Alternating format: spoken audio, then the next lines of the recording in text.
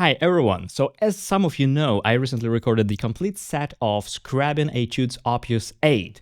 And while I was working on the last one, you know, that super famous D-sharp minor Etude,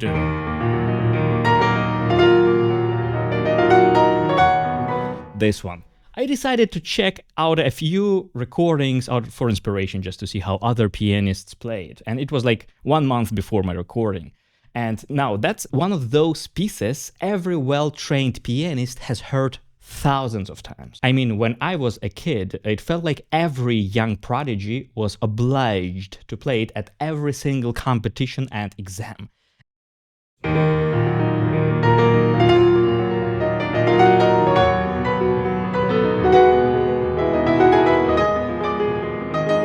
And I heard it so much that I swore I'd never play it myself. I was done, like over it. And when some new Spotify release came by some big star with this etude, like, meh, pass. I wouldn't even check it. But then after a while, I nevertheless decided to record the whole set, so I learned the piece. So imagine my surprise when I randomly listened to a version that sounded completely different, like a different etude. Losing my mind, or Spotify glitched, or a pianist just improvised, pretending they are playing Scriabin. But after some quick digging, of course, I discovered there's actually a second version of the famous D-sharp minor etude. And it's not just a small revision, it's seriously different, and quite a few pianists, not many, but a few, have started playing it lately instead of a standard version which everyone knows. But here's the funny thing, when I ask my professional pianist friends, most of them have no idea that this version even exists. Even my wife Alina, who literally wrote her dissertation on late Scriabin, well, late Scriabin, of course, very different story, but even she hadn't heard about it. And when I told her I was learning the second version to include both versions in my upcoming album, she was like, wait, so that was actually Scriabin? Apparently, when she heard me practicing it, she thought I was just torturing the piece for fun, doing some weird transposition or improvisation, whatever exercises, but out of respect, she didn't interrupt me.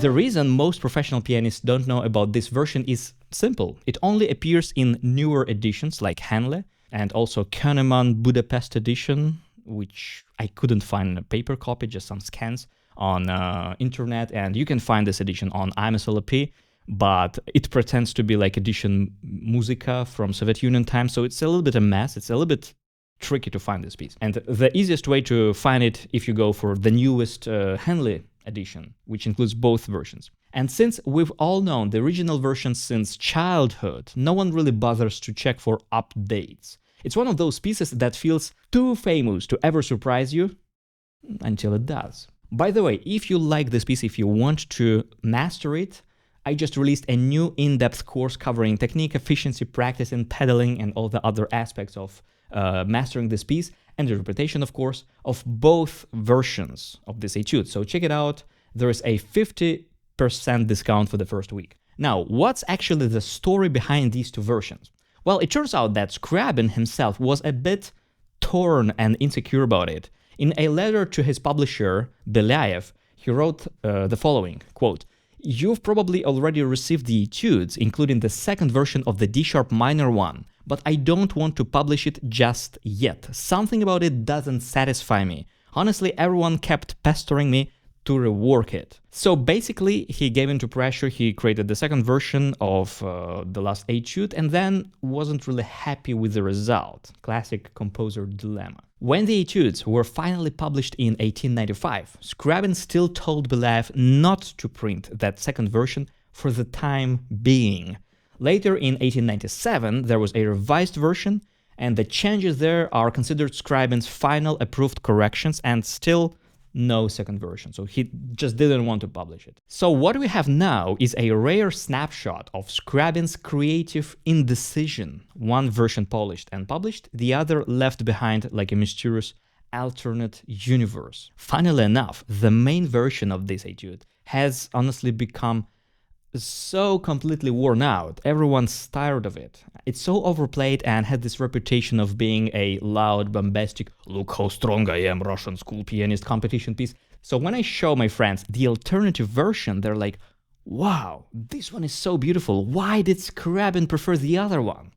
So now I'll show you what's actually different between these two versions, how I interpret them in completely different ways, and why I choose to interpret them differently. And by the end, I'll tell you why I think Scriabin himself didn't like this alternative version. The alternative version starts to differ already from bar 5. So instead of that tragic D-sharp pedal note that stays there for the entire page in the standard version, here the bass actually moves upward, and the harmony and melody feels much less decisive. So, if the standard version is a straightforward battle against fate, the alternative one is full of like hesitation and self-doubt. Like, you want to fight, but then you start overthinking and procrastinating a little bit. So that's why I would play them so differently. The standard version I would definitely play faster, sharper, and kind of more furious.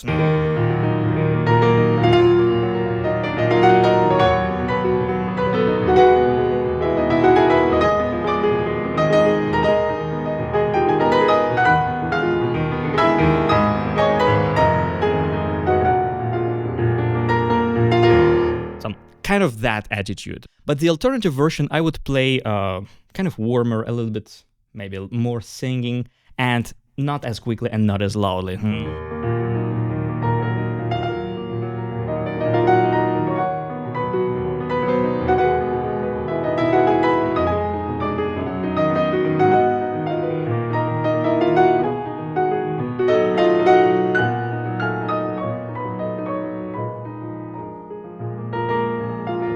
Because it feels like it's developing, but then it's kind of, it gives up a little bit.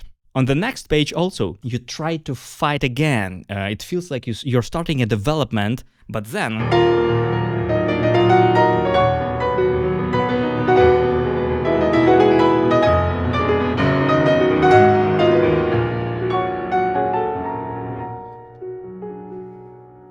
But then someone hands you a cocktail and you stand here like with a sword in one hand and margarita in another, and you're like, what do I do? Do I fight or like chill?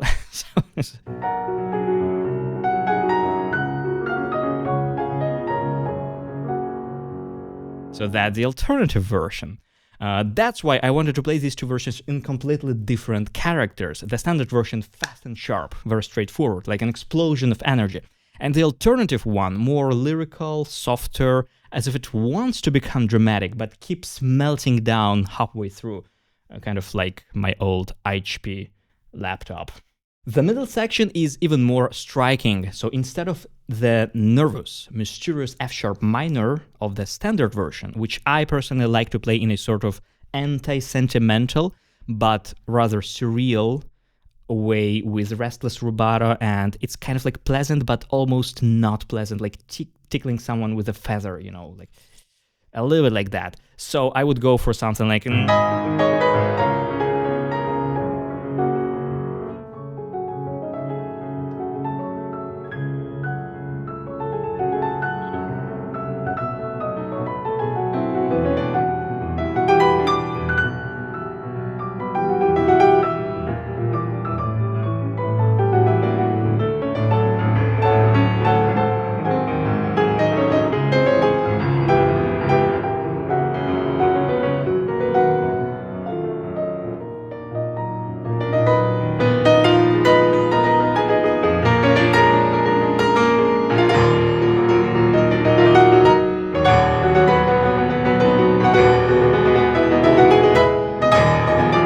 Also, when we get to the recap section, I would really make these rests like exaggerated and really sharply the way I showed, just to make it really kind of aggressive and torn it apart. Because that's the standard version, which in my opinion is very, you know, aggressive kind of and dramatic.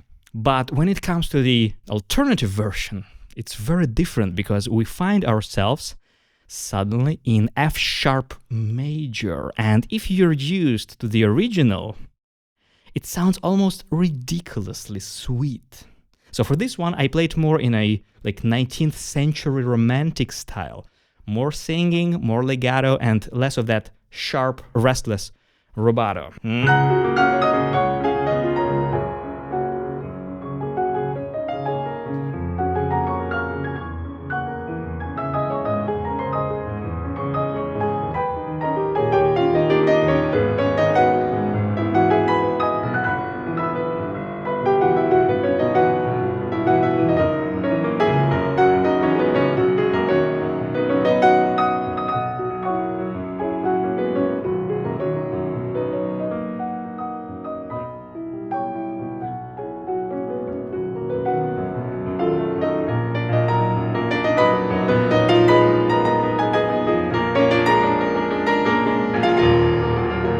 then we get to the recap section.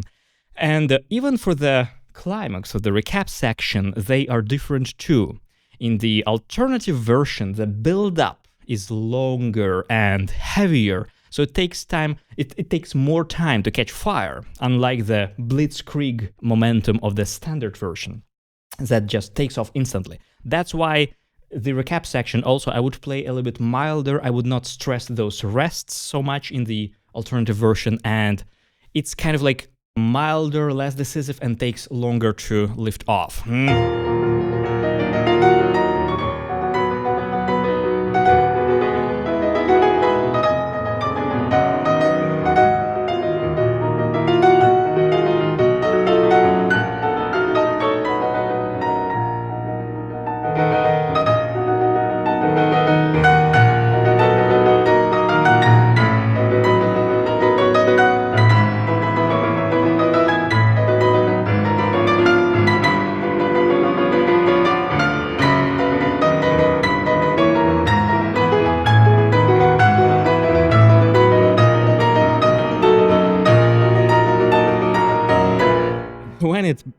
When it finally does, I'm out of breath. So this section is even more difficult than the original version because in the standard version. Because in the standard version you have jumps in one hand.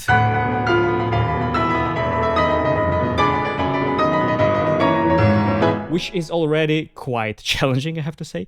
But in this alternative version, not only you have jumps in two hands, but you also have those very confusing voicings in the middle layers here.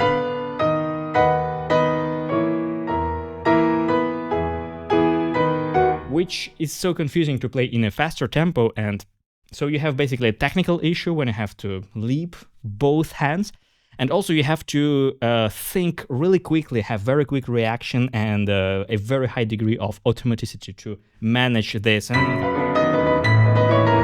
missed. It's like really crazy, like I have to say. So this is much more difficult than the standard version. So why did Scriabin hesitate about this version? In my opinion, the answer is simple.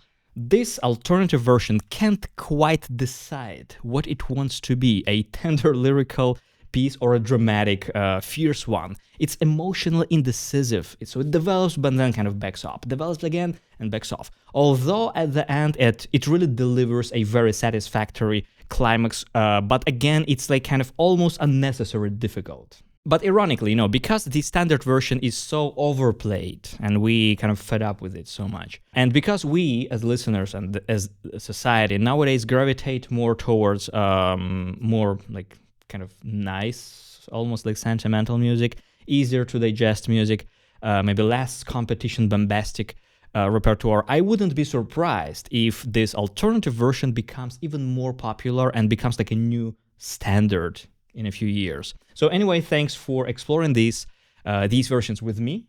And if you want to dive even deeper and get a step-by-step course on how to practice these pieces, check out the link following in the description. Thank you and see you next time.